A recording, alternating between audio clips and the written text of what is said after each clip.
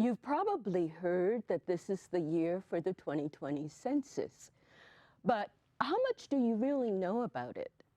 Well, whatever you know, you'll be able to find out more on Talking with Henrietta, coming up next.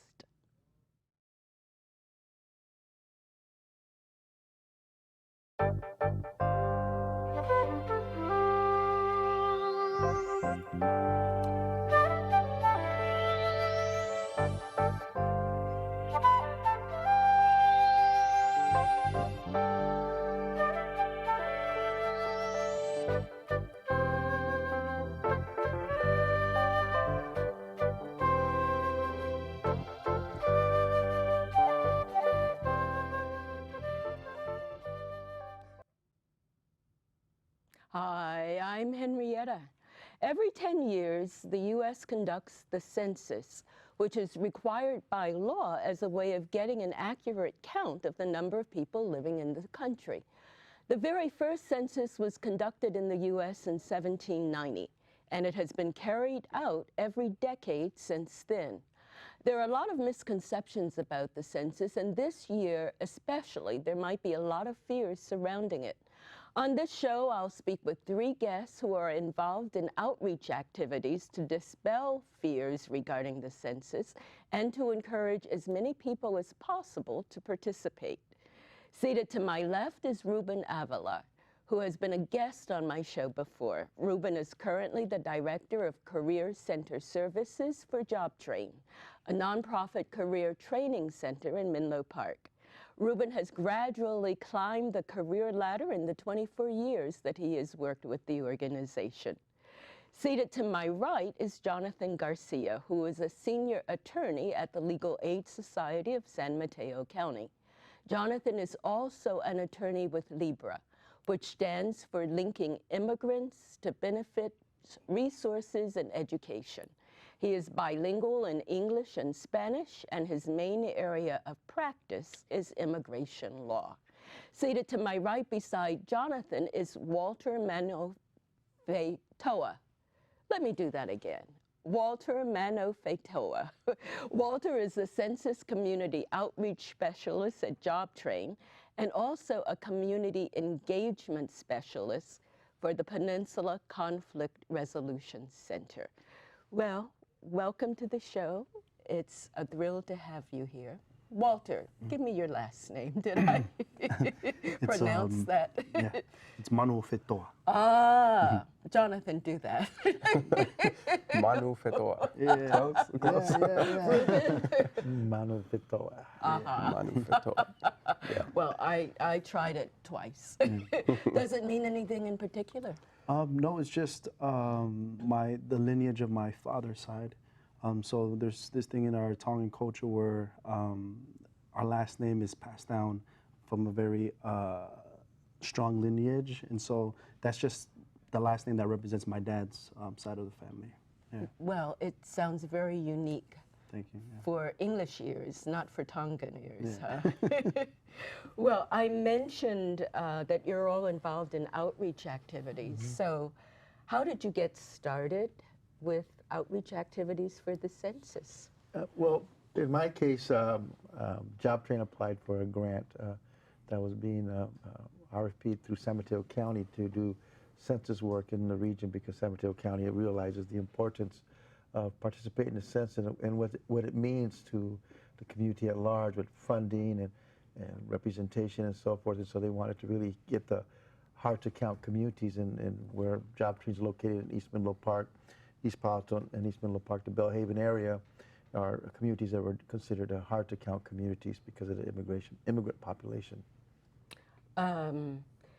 Jonathan, Ruben just talked about hard-to-count populations. Does that factor into why you're working on the census? How did you get involved? Yeah, thank you. Well, I got involved. The opportunity came up as well working with Legal Aid. We applied for the grant to be legal counsel for the organizations working on the census. And for me personally, I think the census really resonated because you know, I'm an immigration attorney, and lots of times my clients feel like they're not important, like they don't matter. Do they really so feel they don't matter? Sometimes they do, because I think just everything that's been going on the last few years in the media, the rhetoric that's out there, they're just very afraid right now. And so usually once we're able to, I'm able to help them with the legal issue, or even when I'm not able to help them, they always appreciate me taking the time just to sit down with them and at least listening to them. And so a lot of them wish they could vote. A lot of them can't because they need to be U.S. citizens to vote. And so this is one way that I feel I can help in giving them the voice that that I think they deserve. Sure. Now, Walter, Pacific Islanders, do they think they don't count in any way, or they don't matter? They matter. And I think census plays a huge part in highlighting the importance of data, because data really gives us the opportunity to advocate for our community. And so when our community is undercounted, that means we're underrepresented. There's not enough resources for our community. So this type of work in the Pacific Island community is very needed. It's like we need a lot, and we need a lot of people advocating for this type of work. And so when Job Train did an outreach at CSM with the Pacific Island Count Committee. What's CSM? CSM stands for the College of San Mateo. And Job Train did a presentation, or did outreaching for somebody to work for this position that I'm at now at Job Train. So I applied and I got involved. And when I started at Job Train, it was beginning of December. Mm-hmm. And I started to learn about census. I started to learn about data. I started to learn about misrepresentation, and I started to learn about a lot of things that that census impacts our community with. And so it's been a good journey so far, and so that's how I first got involved with census. Sure. Ruben, this isn't your first time working with the census, No. is it? You worked, what, 10 years ago? Going on, this is my third census. Ah, Yeah, and but the previous two I did merely just aided the census in providing space at Job Train and coordinating with their outreach efforts and helping get the word out. But at this level, it's my first time with the county's deep involvement in making sure that the messaging is consistent, and that there's a concerted effort to kind of make sure people are well-informed, well-rounded, and make good choices about participating. what differences have you seen in the 3 times that you've been working with the census? This time around, it's very intense, very involved. There are definitely strategies that the county's looking at, San Mateo County, to make sure that we leave no rock unturned. We're looking at making sure that people are well informed, that information is provided to everybody, and they understand the implications of participating and also the implications of not participating. So they're really making a real big push to make sure people are educated, are knowledgeable about what the census means. You may not necessarily vote, but you can definitely participate in the census. Sure. Now, since you're all involved in outreach activities, and you probably have already started, what type of feedback have you noticed with any of the people you've been talking to? Have they expressed concerns, or wanted more information, or what have you seen so far? So one of the events that Job Train hosted a couple weeks ago was this thing called On the Table. Mm-hmm. It was through Silicon Valley Foundation Community. Mm-hmm. It's basically a facilitation of discussion about civic engagement, but the theme for Job Train's facilitation was the 2020 census.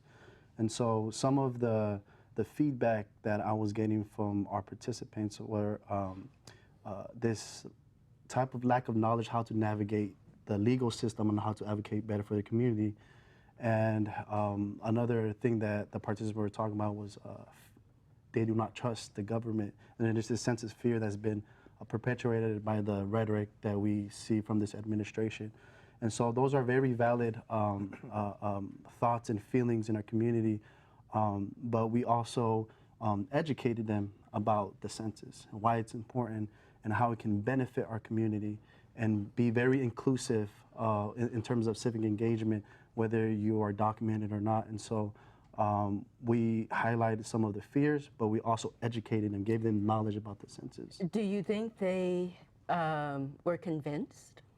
I don't have an answer if they were convinced, but I know that it's a process, right? And I know that from the beginning of the facilitation, there was this uncertainty of the 2020 census, but by the end of the facilitation, they were more motivated to participate in the 2020 census. That's good. Yeah. I was kind of startled, Jonathan, when you said people, the immigrants, some of them that you deal with, don't feel that they count. They don't feel that they count in what ways? Well, there's a lot of focus on them right now from this administration. Yes. So for the administration, they count. They count, but maybe not in the way that they feel that they are important. I think, you know, without getting into the weeds too much with immigration, everything is very slow right now. And, you know, a lot of times, for example, if they're waiting for a certain kind of benefit that's going to improve their lives, that extended wait period for us, for example, might not sound so tough, but for someone that's, you know, living paycheck to paycheck and lives in the Bay Area, that's very expensive. It's a monumental task, I honestly. And most of them are living paycheck to paycheck. Yes, if that. In blue collar with families, positions. yeah, with families renting, you know, the whole family living in one room or one small studio, and so. I think they just, you know, feel like they're being paid attention to, but not in the right way, because they are valuable members of society, and they, you know, they work, they pay their taxes, and they're just trying to improve their lives.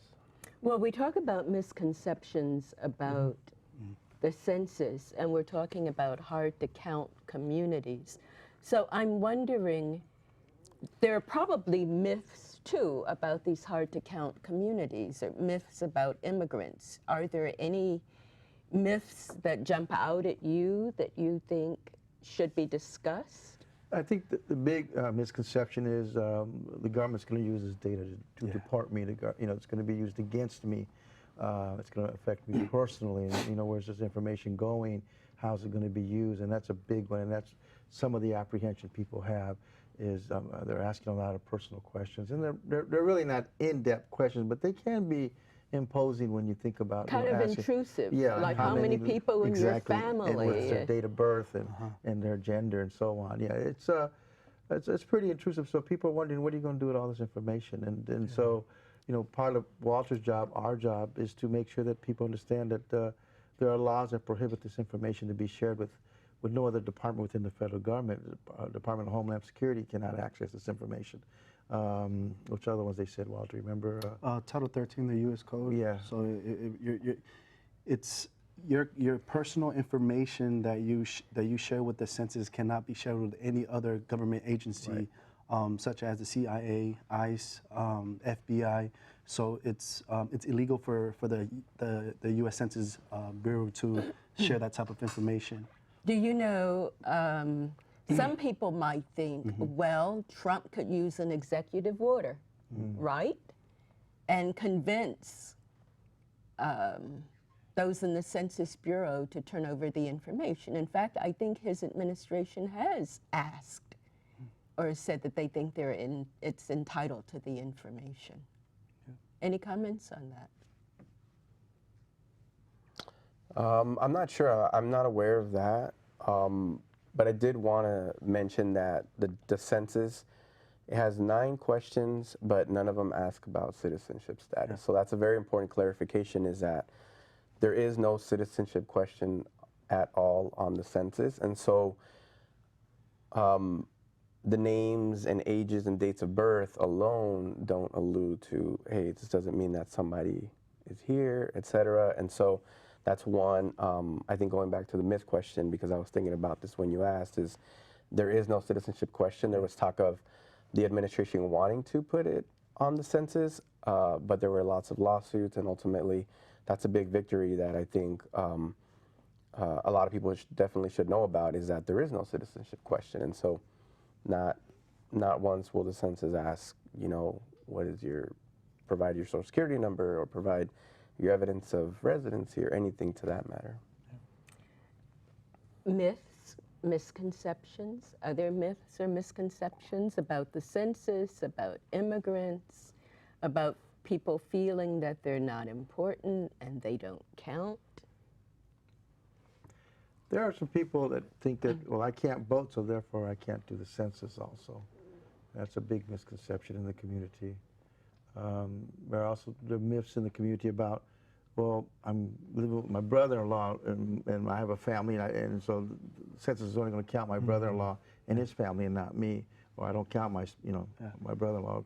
That's a separate family. So people have to understand it's the whole household that has to be counted, not just the address and the name on the envelope with the information on the census that you get. It's everybody that lives in that household. April 1st. Yeah. So April 1st is the day it starts. Actually, it starts March 12. Every household, every address will receive a mail with the ID number that will give them instructions to go online and complete the census online.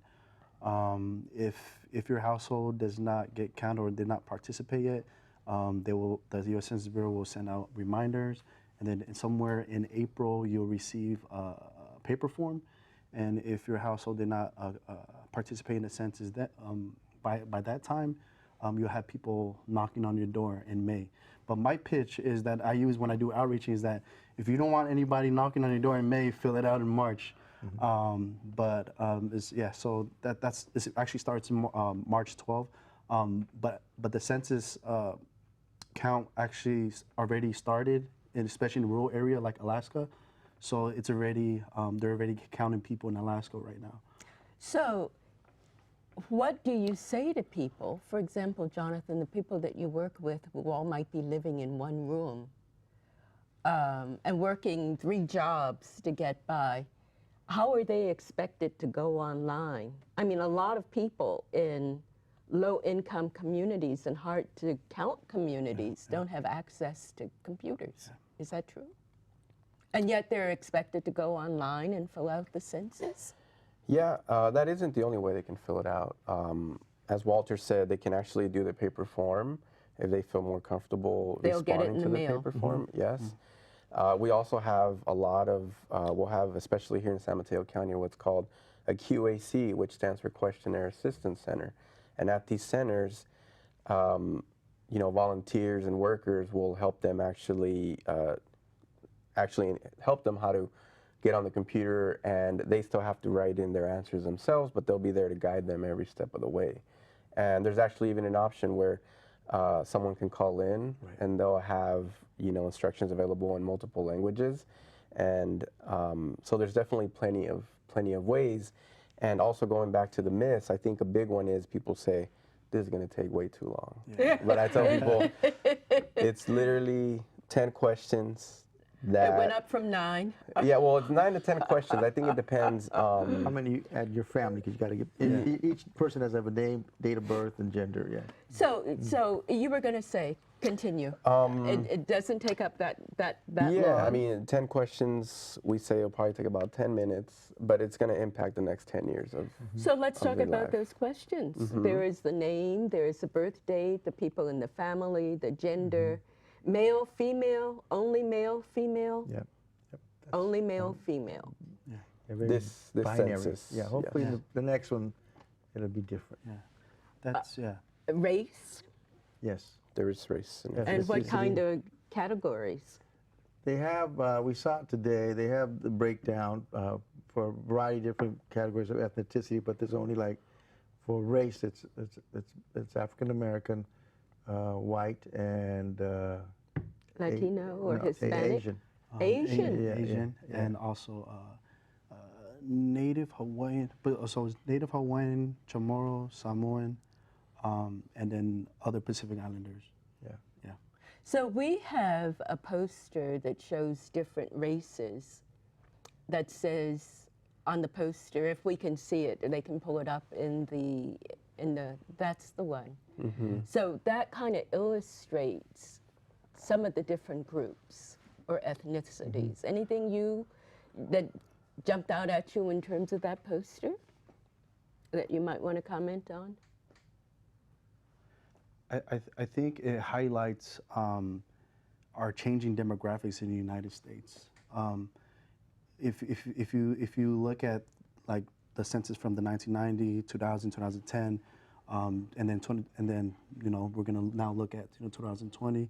The populations are always shifting, and the ethnic groups are always changing, and so it's important that we get counted so that the right representation represents specific groups and localities in our country. Do you know, I think that is just such an important comment, because when you talk about the changing demographics, I think that's almost at what's at the heart of the Trump administration trying to deny more immigrants from coming into the country and pushing out those who are currently in the country because of those changing demographics. And voter suppression, it seems to me, could be one of the reasons to withdraw or make sure that people from other ethnicities do not vote to get representation. Any comments?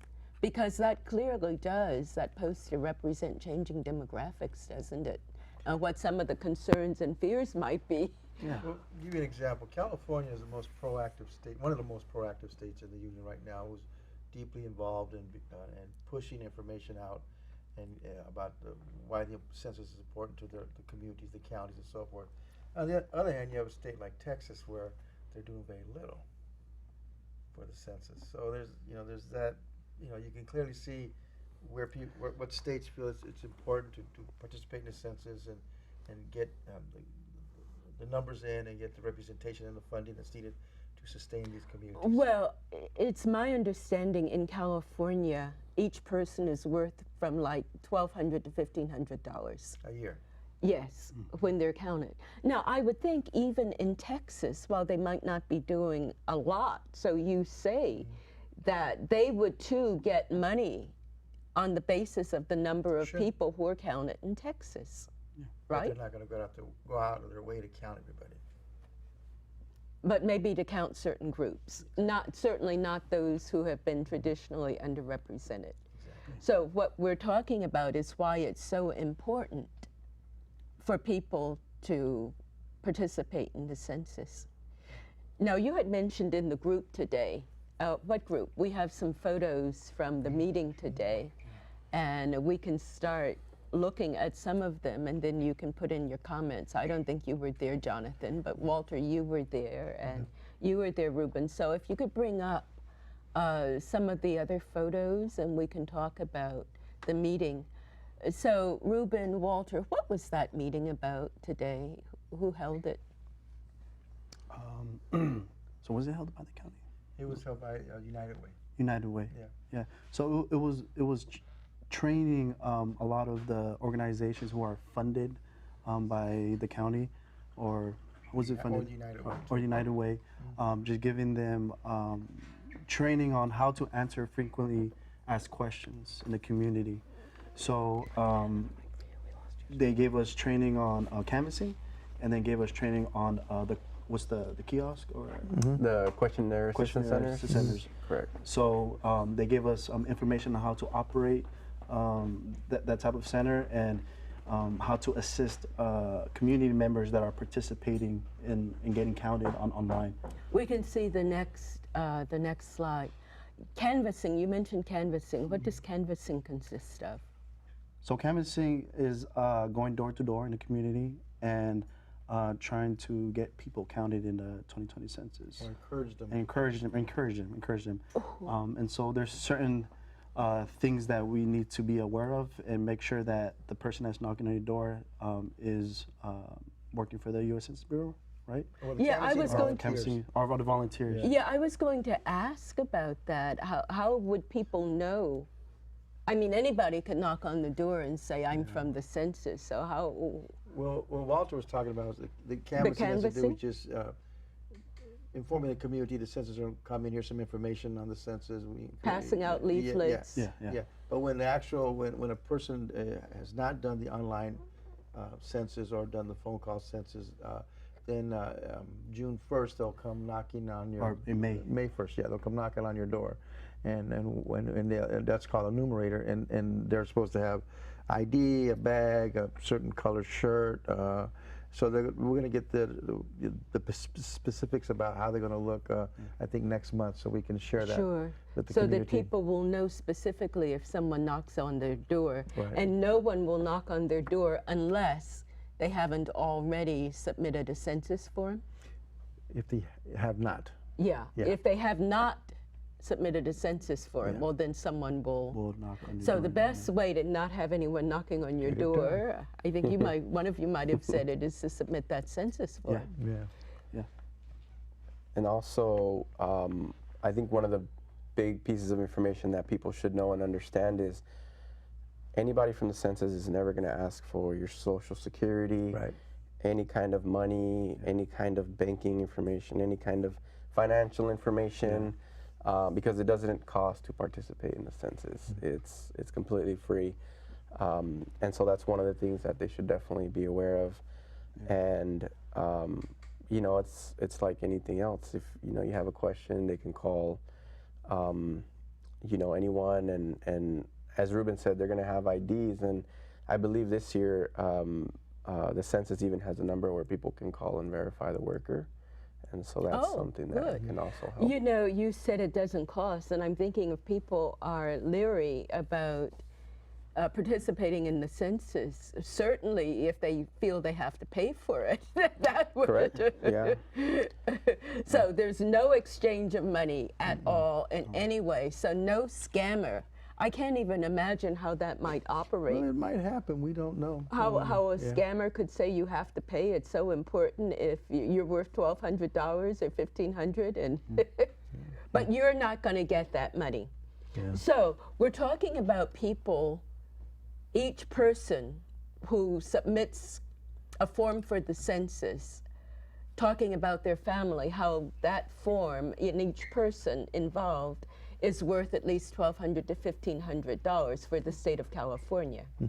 But that person doesn't get the money directly. They get it indirectly, and How? in services, in parks, and roads, and healthcare, and other public services, in a multitude of different ways. They get the money comes back into the community, and it benefits the whole community, not the individual, but the individual benefits too, by the increase in services and other things that come with it. Yeah. So do you really think that we're going to see increases in services? I do. I mean, the way I explain it to people is if a community representative is out there asking for more money, it's very easy. The first question the government asks is, okay, why do you need more money? What's the answer to that going to be? Because we have this many people. And so the first thing that might pull up is, well, let's see your census results. And so it's the very first step in trying to show that you do have people that need services. Right. And that's the way I explain it to people is anytime anyone's going to be asking for money for the community, it's going to be very hard if you say, I need money, let's say, for example, for 100 people, and they say, well, your census showed that you only have 20 people living here. And so I think that's a very general way of explaining it, but I think that's a good way of telling people that their numbers do matter and the representation does matter. Yeah, and I'm thinking even on the political level. Sure. I heard something about California maybe losing a representative because the population is declining with more people moving out because of the cost of living. Have you heard anything like that? Well, that kind of goes to the myth, and what Ruben was alluding to earlier is that California does stand to lose a lot in the census, and that's why I think it's not coincidence that this administration wanted to have the citizenship question on there, because California is one of the states with the majority number of immigrants, the most immigrants, And so And voted Democratic too in the last election. correct, correct, yeah. And most elections, you know, it's a very democratic state. And so, you know, the government thinks that if they can put enough fear and enough people don't participate, if they can get back a few Senate seats, those Senate seats will then go to another state. And of course, I think they're kind of chipping away, but ultimately you can see California lose some Senate seats to other states that are more favorable to this administration, you could say, you know, like Texas or other states, for example. Well, you know, So, it's interesting too, because you talked about Texas not doing that much when it comes to census, but I think it's Texas, it's Florida, it's California, and perhaps New York that have the biggest immigrant populations. True. So those states have the most to lose in terms of money if the immigrants in those states are not counted. Yeah. and at a micro level, San Mateo County, and that's why we're so focused on East Palo Alto, because it's part of San Mateo County. But if you look around San Mateo County, you go to the grocery store, you know, you look around you, it's full of immigrants, and the majority of our well, I shouldn't say the majority, but a lot of our population here in San Mateo County is immigrants. So it's very easy to see, just even here in our own community. Yeah, I want to just add to that. So if, for example, if there's an increase of population in just San Mateo County, what comes after the census, or what comes, you know, following the census, is the redrawing of districts. And so if there's an undercount in a specific place that had an increase of population, that means that district is not going to represent that population. And so if there are certain rhetorics that perpetuate fear, those immigrant populations might not participate, and then there's not going to be an accurate representation for a certain district. Yeah. Well, it makes a whole lot of sense, but will the people you talk to accept that and feel encouraged or empowered enough to really be counted? I think that highlights the important work of community relationships. And you know, Job Train has been working close with East Palo Alto Center for Community Media, Libre, and also with our regional partners with PCRC, Nuestra Casa. So when community organizations who have been in the community for a long time, the community members trust those spaces. We would hope so, huh? Yeah. Yeah. And so because there's been, you know, for example, Job Train has a certain relationship with other CBOs, community-based organizations in East Palo Alto, we have a better chance of outreaching to the community at large. Yeah. We talked about fears and misconceptions in terms of immigrant populations, and I'm wondering, does it go a little deeper than that, where there might be more things people from the Hispanic community, the Latino community might be concerned about that might differ from concerns that those from the Pacific Islander community that might have their concerns? So do you think there might be differences in terms of the level of concerns or the type of concerns? Well, I think for the Latino community is coming into the light from the shadows. I think a lot of immigrants are fearful because the focus has been on the immigrants who are undocumented, and there's reluctancy to step forward and be counted. There's a reluctancy to participate in anything that has to do with becoming more visible in the community. And I think that's the fear many have, is that, again, you can tell me that it can't be used against me, but how can I be assured that it won't be used against me? You know, it's they can easily equate an ICE invasion a year from now on, well, I took the census, that's why the invasion took place. It's difficult because of the stigma. I think because of the whole political climate and the focus, you know, immigrants have the negative focus they received under this administration, and how much of the negative highlight that they've been put upon them. And you know, when we talk about immigrant populations, a lot of people think primarily of Latinos, and yet there are an awful lot of other immigrants in this country, from Asia, from Africa, that are very much affected. Do you find in the work that you do, Jonathan, that you're counseling people from various ethnicities? All around the world. It's very surprising. I've helped people from, Asia, South America, even places. One thing that surprised me being here, I think working in legal aid for a little over 2 years now, is there's a lot of Brazilians, for example, people from Latin American countries that people might not think are in our community. But as you mentioned, we have a lot of tech companies out here, for example, and a lot of them, bring engineers, workers from all over the world. But I would say it varies. That's amazing. It's from everywhere, yeah.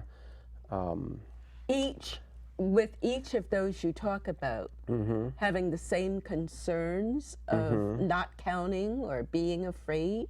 The Brazilians, for instance, or Southeast Asians, they all share those concerns?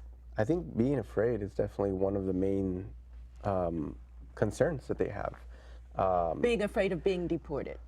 Yes, and even a lot of times, with the rhetoric that's out and about right now, is even people that have a valid legal status are still afraid because they're saying, what's going to happen in a year if this expires? Or, if I do something that, for example, they're completely entitled to do, but they want to take someone, they want to take like some... What?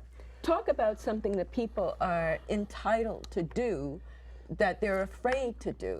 I think, and we had talked about, but the whole issue of public charge. Correct. And maybe in talking about it, you might get into that things that people are genuinely entitled to. Correct. That they are foregoing out of fear. Yeah, and that's one thing that Libre has done, which is, our collaborative as part of legal aid is we've done so much work and continue to do so much work around public charge because we want people to be informed instead of panicking. Explain public charge a little bit. So public charge is pretty much, it's something that's been around for a long time, but this administration now has changed the definition for it to be broader and for it to include more, how should I say it? They're broadening the definition, as you could say. And so what this has created is a lot of fear, which is what their intent is, because it all goes to the public benefits that people are using. And like food stamps. Food stamps. Or aid to pregnant women, or aid to families. Correct. Medi-Cal, emergency Medi-Cal, CalWorks, CalFresh, Section 8 housing, for example. So a public benefit is any kind of benefit that someone receives on behalf of the government. Sometimes they're from the state of California, the benefit, and sometimes the benefit's federal. And so we've done a lot of work, and I think just overall it's just been a lot of fear. Free lunches for children. Correct. School lunches. I think there's pre to 5 programs here in California. ACE is another California program. And ACE stands for? It's San Mateo County's local medical program that they use. And so it's things like that where people, for example, we have a lot of mixed status families. What that means is that the parents may be immigrants, but the children are U.S. citizens. And the U.S. citizens, as a matter of law, are entitled to these benefits, but the parents are very afraid because of the rhetoric that they disenroll or they get off benefits. And that's kind of sad, really, because there are people who really need the assistance. And having children go without lunches, for instance, when they're entitled to lunches. So you were talking about some of those programs and benefits that people would go without that they're entitled to. Correct. Yes. And it's like you said, it forces people to choose between having the basic necessities that will help them make ends meet living here in the Bay Area, especially here in San Mateo County, or getting off of something that's not going to affect them in any way, but just because they're so scared, they'd rather just disenroll, which is sad. So Walter, Jonathan just talked about the groups of people across the board in terms of ethnicities who are affected and very much concerned.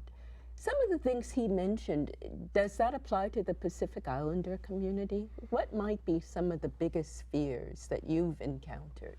I think in what I've encountered in terms of outreaching with my Pacific Islander community, there's a big disconnection between how the census relates to people like right now. And so, part of my job, in outreaching is trying to make the census relate to people's lives, like educating them on how those resources impacts them, their families, Head Start, Medi-Cal, Medicaid, all of these important social services are programs that I use to advance the census information with the Pacific Islander community. When Pacific Islanders migrated to the United States, a lot of the places specific in the Bay Area that were able to retain culture and community were churches. And so a lot of the churches in the Bay Area with that have like Tongans and Samoans in their congregation are the places that I tend to go to for outreaching. And I have a lot of relationship with certain pastors in the peninsula, Tongan pastors in the Methodist Church and the AOG churches. But a lot of those places are the places that I tend to go to with outreach to the Pacific Islander community because there's a good large population of Pacific Islanders that trust the community faith communities or community faith leaders. Yes, Yeah. faith-based Yeah. communities. And it's interesting, you mentioned Tongans in the Methodist Church. Yeah. There's no specific religion because I was thinking of Pacific Islanders in terms of Mormons. So it's across the board in terms of religious participation, is it? Yeah. So when I say Pacific Islanders, there's a lot of groups that fall under that. For example, give us an Samoans, Tongans, Chamorro in Guam, Hawaiians? Native Hawaiians. So the reason why we say Native Hawaiians because those who are Hawaiians who are born Native Hawaiian, they're indigenous to the United States. So we say Native Hawaiian, not because people are from Hawaii, but because they are descendants of Hawaiians. So And that's that why we would say Native kind of Hawaiians. exclude perhaps Obama's mother. Who Native Hawaiians you're not talking about people who might have served in the military who moved to Hawaii. Yeah, so I'm talking, it's referring to indigenous people from Hawaii. So that's why when you look at the census, it says Native Hawaiians, specifically on those, on the race and ethnic category. Yeah, but for Mormons, Catholic, I think some of the churches that a lot of Tongans attend here in the peninsula is Mormon churches, Catholic churches, Methodist churches, and I think some Wesleyan churches, and a couple non-denomination churches. So it's interesting, we're talking about how communities will lose money, and President Trump has just issued his budget, and that budget has the biggest cuts are in social services. So it's precisely the programs that we're sitting here talking about that people are entitled to. And what do you say for those opponents who talk about entitlements, that people shouldn't feel that they are entitled to, and there should be a cutback in terms of entitlements? How do you respond to that? The entitlements people think of in terms of welfare. Well, those programs are supposed to be safety nets. No one should go hungry to bed at night. No one should be without health care, insurance or coverage. As countries, the wealthiest country in the world, I think that it's a matter of taking care of your fellow Americans. That's what it's about.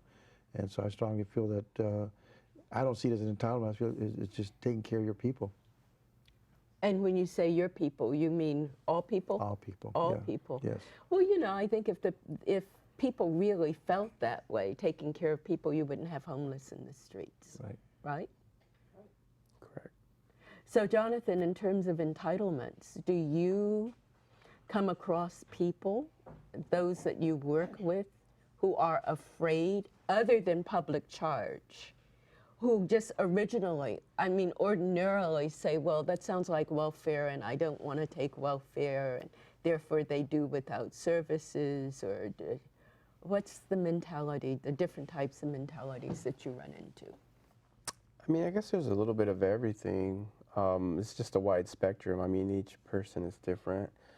But I mean, I think you were talking about earlier, the people that talk about the entitlement, I think they're already using the wrong word to begin with. I don't think entitlement is actually even the right word, because I would say that you have to meet certain requirements to get certain kinds of aid. And so you have to show this, and therefore it's like applying for any other process. So, and I no think one is entitled, or people are entitled, or so let's break that down in terms of natural, perhaps God-given rights. You know, people would say it's a right to have a home. It's a natural right. And so entitlements, how would you define it? I mean, if entitlement isn't the proper word. I just think entitlement might give a wrong connotation, I think. I think it's, like Ruben mentioned a little bit ago, is we're all humans. All the rules, all the regulations, it's things that we created. And so, you know, the way I explain it to a lot of people, because sometimes, especially right now, is a lot of people have strong opinions about immigration law, is I say, if someone comes knocking at my door asking for something, I'm going to sleep at night if I help them. If I don't help them, I'm probably not going to be able to sleep at night. And so that's just what I think, but you know, different people feel differently. Right. So I think maybe that's why you're doing what it is that you're yeah. doing, right? And I mean, I so told you them, can sleep better at night. and I told them it's okay. It's perfectly fine to agree to disagree.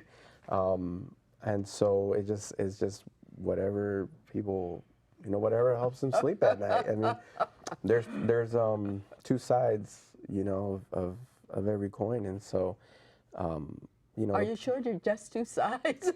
I mean, there's a lot of sides. Yeah, well, for us, there are no sides. It's everything's in the gray area. But I mean, just me personally, I mean, Sure. it's that's all I tell people is I think of it as someone's coming and knocking on my door and asking for something.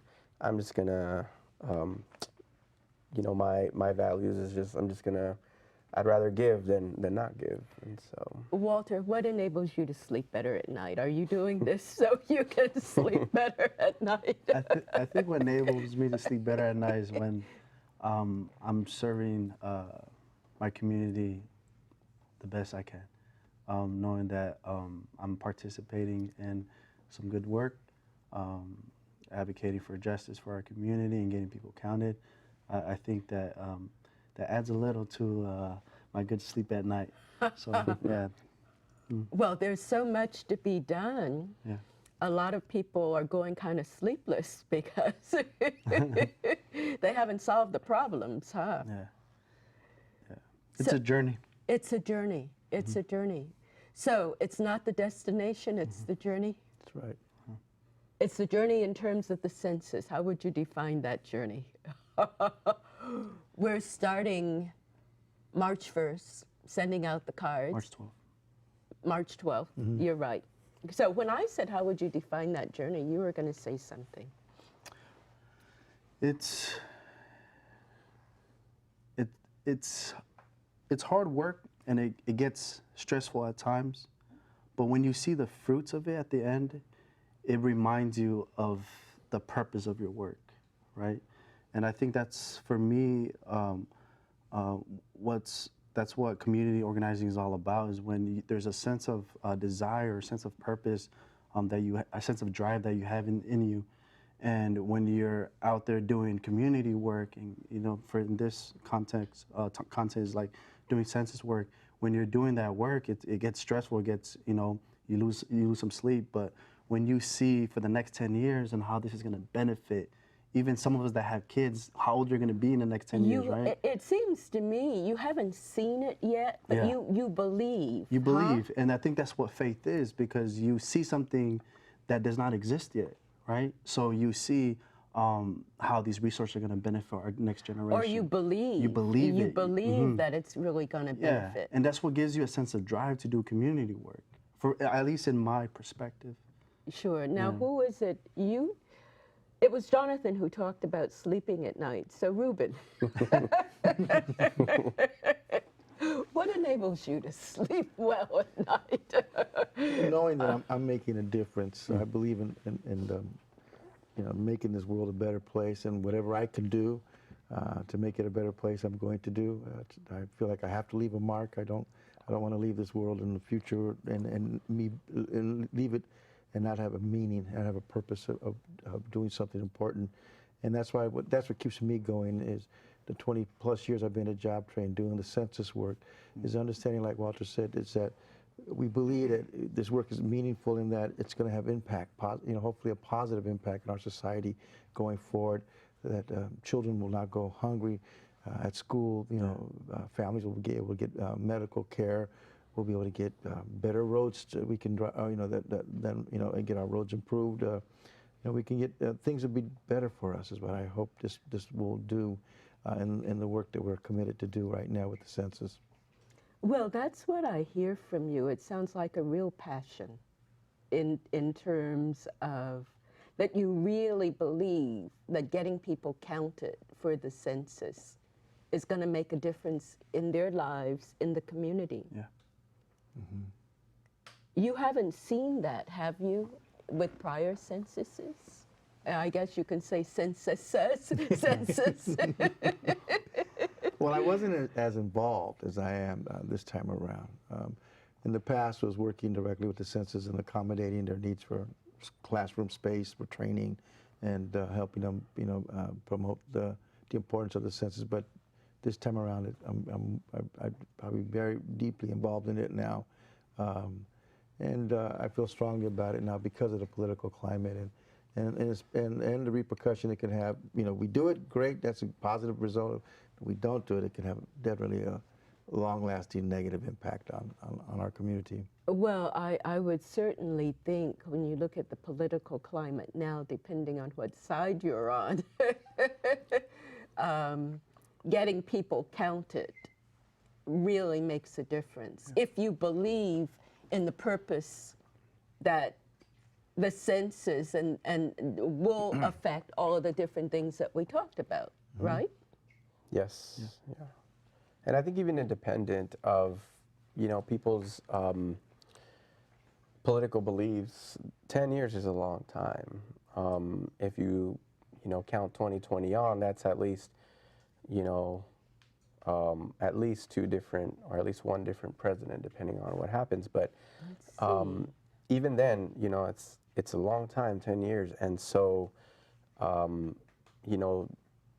count right now, essentially, this is something that is actually in the Constitution. A lot of people don't know is that, when the forefathers drafted this, they said, okay, how can we make the government work for the people? And so one of the things was empower people, but also is we want to know how many people we need to serve, because I think a lot of people now, especially with what's going on, the government's supposed to serve the people, and that's why this country was founded. And so it's everyone's right to be counted, regardless of age, sex, gender, immigrant status. And so that's kind of what we're trying to just get everyone counted. I mean, regardless of anything. When you talk about empowering people and trust, the level of trust now is very low. And so how would participating in the census, do you think? First of all, it's going to take a lot of trust for people to fill out the census and submit it, for many people. But how do you think participating in the census will affect the level of trust that people will have or would?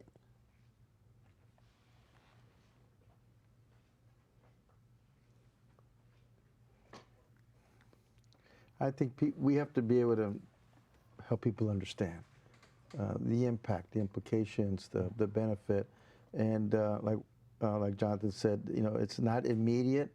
The participating, the results will have, but if we all believe that there's going to be a long-term benefit, that if I may not see it in 10 years, but maybe my grandchildren will benefit from the effort we make to make sure that people participate in the census.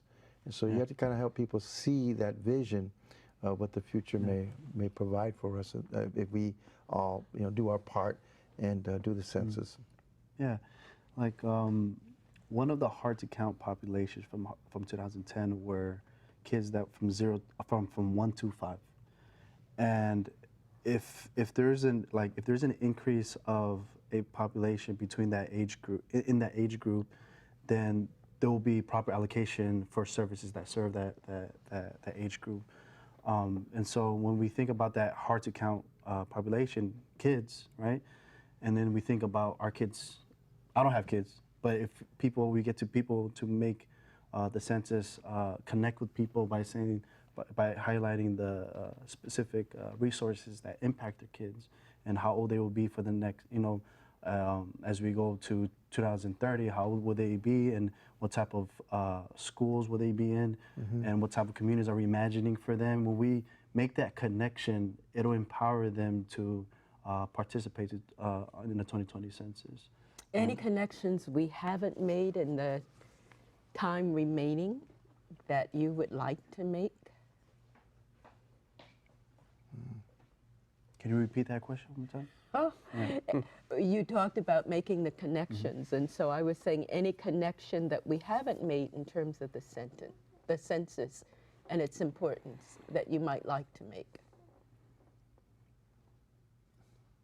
30 seconds left. The countdown is Please beginning. participate. Yeah. It's painless. It's painless. 10 questions, Yeah. 10 minutes, Yeah. 10 years.